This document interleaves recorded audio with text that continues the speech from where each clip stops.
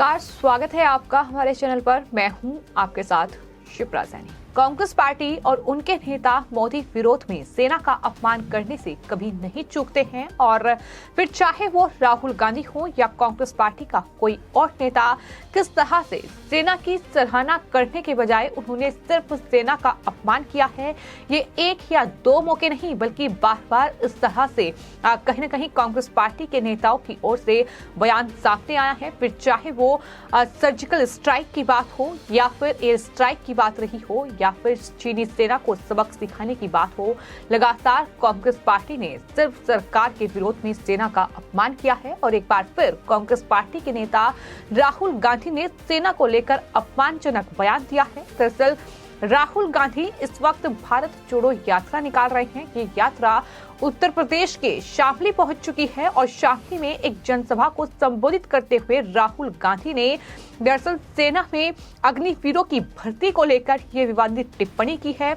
Congress party के सांसद राहुल गांधी ने ये कहा कि सरकार 4 साल बाद जूते मारकर युवाओं को सेना से निकालकर बेरोजगार कर देगी। जिस तरह से सरकार ने अग्निवीर योजना की शुरुआत की, जिसमें 4 साल के लिए युवाओं की सेना में भर्ती होगी और उसके बाद आगे की प्रक्रिया होगी, लेकिन लगातार विपक्ष इस पूरी योजना को लेकर हमलावर है। काफी हंगामा और विरोध भी इस पूरी योजना को लेकर देखने को मिला। सरकार के खिलाफ काफी गुस्सा और नाराजगी भी युवाओं की इस पूरी योजना को लेकर देखने को मिली। लेकिन जिस तरह से राहुल गांधी ने ये बयान दिया है, सिर्फ इस योजना का विरोध करने के चलते उन्होंने ये कह दिया कि सरकार 4 साल बाद जूते मारकर युवाओं को सेना से निकालकर बेरोजगार कर देगी। ये जाहिर तौर पर सेना का अपमान है।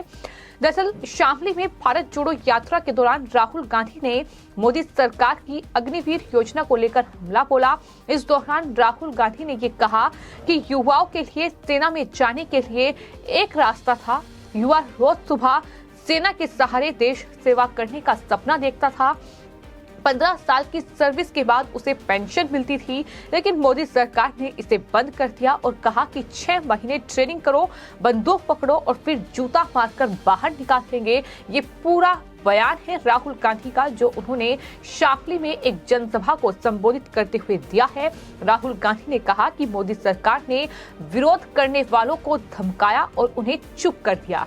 ये बयान राहुल गांधी की ओर से दिया गया, जिसके बाद एक बार फिर देश में सियासत शुरू हो गई है, क्योंकि राहुल गांधी ने जिस तरह से ये कहा कि युवाओं को जूता मारकर 4 साल बाद नौकरी से निकाल देंगे। अगर वो 4 साल तक देश की सेवा कर रहे हैं तो जाहिर तौर पर वो भी देश के जवान हैं और उनके बारे में इस तरह की बातें करना, इस तरह से शब्दों का इस्तेमाल करना, ये जाहिर तौर पर बताता है कि कितना सम्मान कांग्रेस पार्टी सेना का करती है। और ये पहला मौका नहीं है, बल्कि इससे पहले फिर चाहे वो पाकिस्तान को एयर स्ट्राइक करके या फिर सर्जिकल स्ट्राइक करके सबक सिखाने की बात रही हो, उस वक्त भी सेना से सबूत किसी और ने नहीं बल्कि कांग्रेस पार्टी के नेताओं ने ही मांगे थे।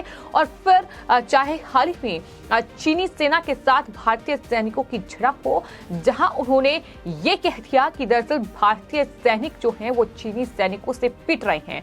तो इस तरह से राहुल गांधी और कांग्रेस पार्टी के ये बयान रहे हैं, जब उन्होंने बार बार सेना का अपमान किया है। अब इस पूरे मामले पर बीजेपी के जो प्रवक्ता हैं शहजाद पूनावाला, उनकी तरफ से राहुल गांधी पर हमला बोला गया है और ये कहा गया है कि सेना का अपमान राहुल गांधी और कांग्रेस पार्टी की अब पहचान बन चुका है। दरअसल शहजाद पूनावाला ने राहुल गांधी के इस पूरे बयान पर, जो सेना को लेकर उन्होंने अपमानजनक बयान दिया है, इस पर जवाब दिया गया और कहा गया सेना का अपमान आजकल राहुल गांधी और कांग्रेस की पहचान बन गया है। इसकी एक लंबी श्रृंखला है कि किस प्रकार इन लोगों ने सड़क का गुंडा से लेकर चीन ने सेना की पिटाई कर दी जैसे बयान देकर सेना का अपमान करने की कोशिश की। उन्होंने अपने शासनकाल में सेना की मजबूती और सम्मान के लिए कभी 1 rank 1 pension, national war memorial जैसी चीजें नहीं की, ना ही राफेल और ना ही बुलेट प्रूफ जैकेट खरीदे। ये सर्जिकल स्ट्राइक और बालाकोट स्ट्राइक के सबूत मांगते हैं और पुलवामा का दोष भारत पर डाल देते हैं। यही इनका चरित्र है। इस तरह से शहजाद पूनावाला, जो कि बीजेपी के प्रवक्ता हैं, उनकी तरफ से बड़ा हमला कांग्रेस पार्टी और राहुल गांधी पर बोला गया है। साथ ही शहजाद पूनावाला ने आगे ये भी कहा कि सबसे बड़ी दुर्भाग्यपूर्ण बात यह है कि मोदी विरोध करते करते राहुल गांधी सेना का विरोध करने लगते हैं। क्या सेना ने कलवान और तवांग में पराक्रम नहीं दिखाया? इस पर राहुल गांधी ने कहा कि चीन ने सेना की पिटाई कर दी। ये कहना गलत है या नहीं के सवाल उनकी तरफ से पूछा गया है। जाहिर तौर पर जब एक तरफ चीन लगातार घुसपैठ की कोशिश भारत में कर रहा है, लेकिन वहीं सेना लगातार शौर्य और साहस का परिचय दे रही है। सेना लगातार बॉर्डर पर डटी हुई है। उनका हौसला अफजाई करने के बजाय, उनका हौसला बढ़ाने के बजाय किस तरह से राहुल गांधी और कांग्रेस पार्टी और विपक्ष के दूसरे नेता भी सेना का अपमान कर रहे हैं, सेना के मनोबल को गिराने की कोशिश कर रहे हैं। ये सब कुछ अगर किसी वजह से हो रहा है तो जाहिर तौर पर सरकार का विरोध, प्रधानमंत्री नरेंद्र मोदी के विरोध में कहीं ना कहीं कांग्रेस पार्टी इतने निचले स्तर तक गिर चुकी है कि वो सेना का अपमान करने से भी बाज नहीं आ रही है। एक तरफ कांग्रेस पार्टी और उनके नेता ये दिखाने की कोशिश करते हैं कि उन्हें सेना का कितना परवाह है, सेना का कितना सम्मान वो करते हैं, लेकिन वहीं उसी बयान में वो सेना का अपमान भी कर देते हैं। जिस तरह से राहुल गांधी ने इस भारत जोड़ो यात्रा में शामली पहुंचकर जिस जनसभा को उन्होंने संबोधित किया और वहां जाहिर तौर पर अग्निवीर योजना के बारे में जो उन्होंने कहा, वहां के युवाओं को साधने की कोशिश राहुल गांधी ने की होगी। तो ऐसे में राहुल गांधी की ओर से ये कहा गया कि सरकार 4 साल बाद जूते मारकर युवाओं को सेना से निकालकर बेरोजगार कर देगी। ये अपने आप में सेना का अपमान करने वाला बयान है, जिसको लेकर अब कांग्रेस पार्टी और राहुल गांधी घिर चुके हैं।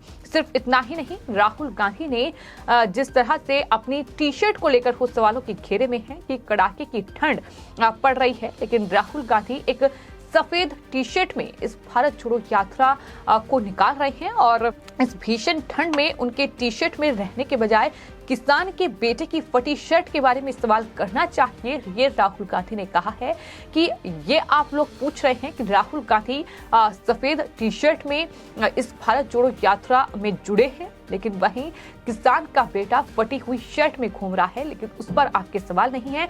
राहुल गांधी ने क्या कुछ कहा है, सुनिए कि किस तरह से उन्होंने मीडिया को भी ताकीद किया है। मैं यात्रा में चल रहा हूं, मैं टी शर्ट में हूं, मेरे साथ किसान के गरीब बच्चे चलते हैं, वो फटी शर्ट में होते हैं, उनकी पूरी टी शर्ट भी नहीं होती। मगर इन मीडिया वालों में से एक भी ये नहीं कहता भैया हिंदुस्तान में किसान का बेटा बिना स्वेटर के क्यों घूम रहा है। ये सवाल नहीं पूछेंगे, ये कभी नहीं कहेंगे भैया ये मजदूर है, ये टी शर्ट में क्यों घूम रहा है, ये किसान है, ये स्वेटर बिना जैकेट बिना क्यों घूम रहा है। ये सवाल कभी नहीं पूछेंगे, ये सच्चा सवाल है। कैमरा किसने ढाया? मेरे टी शर्ट वाला सच्चा सवाल नहीं है। सच्चा सवाल यह है कि हिंदुस्तान के बच्चे, हिंदुस्तान के किसान, हिंदुस्तान के मजदूर टी शर्ट में सर्दी में क्यों घूम रहे हैं, ये सवाल है। मगर ये कभी नहीं पूछेंगे, क्योंकि भाइयों और बहनों ये आपके नहीं है। अरे पेड़ खा लिया ये जैसे घोड़ा होता है ना, घोड़ा देखा आपने, शादी का घोड़ा होता है, उसमें लगाम होती है ना, उसको लगाम को टाइट करो एकदम रुक जाता है, वैसे इनकी लगाम है, लगाम लगे है प्रेस वालों पे। जैसे ये दौड़ने की कोशिश करते हैं, जैसे दौड़ने की कोशिश करते हैं, वो लगाम खींचते पर रुक जाते हैं एकदम। अच्छा ये मत सोचिए कि ये बोलना नहीं चाहते, मेरे पास आते हैं, कहते राहुल जी हम सच्चाई बोलना चाहते हैं मगर हमें हमारे मालिक बोलने नहीं देते। मैं कहता हूं भैया डरो मत, बोल दो। कहते हैं नौकरी भी तो करनी है हमें। तो राहुल गांधी ये भी कहते हुए नजर आए कि मीडिया को दरअसल लगाम कसकर रखी हुई है और यही वजह है कि मीडिया जो है वो सवाल पूछने से भी डर रही है। ये तमाम जो सवाल हैं वो कहीं ना कहीं राहुल गांधी की ओर से उठाए गए हैं। सिर्फ इतना ही नहीं, उन्होंने ये भी कहा कि नोटबंदी और गलत जीएसटी के कारण ही देश में बेरोजगारी फैल रही है। इंजीनियरिंग पढ़े हुए युवा मजदूरी कर रहे हैं और पकोड़े तल रहे हैं। सरकार किसान, मजदूर और युवा को डराने का काम कर रही है। उन्होंने कहा कि अब डरो मत, ये शिवजी का डायलॉग है, यही हमारा धर्म है। सरकार अरबपतियों को तो करोड़ों रुपए का कर्ज माफ कर रही है, लेकिन किसानों का नहीं। भारत जोड़ो यात्रा महंगाई बेरोजगारी के खिलाफ निकाली जा रही है, ये राहुल गांधी ने बयान दिया है।